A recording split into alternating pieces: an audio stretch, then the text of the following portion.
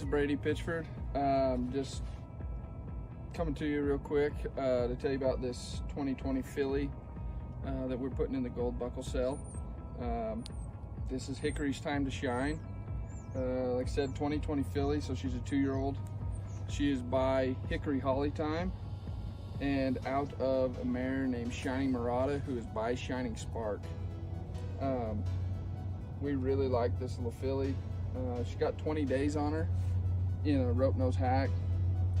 Sporadic here and there days. I haven't had real good consistent time on her, but she's been incredible for no more than she's had. Really great minded, gentle, wants to please you. Can't say enough good about her. She's very, very athletic. When we were working in a round pen, she can really get around fast. She's got quick feet, very athletic, really get on her butt and turn over herself.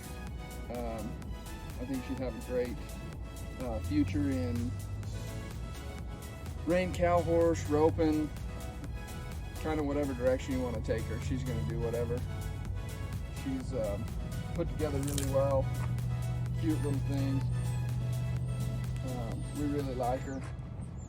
Kind of not sure we really want to let her go, but we're going to anyways. So that's her.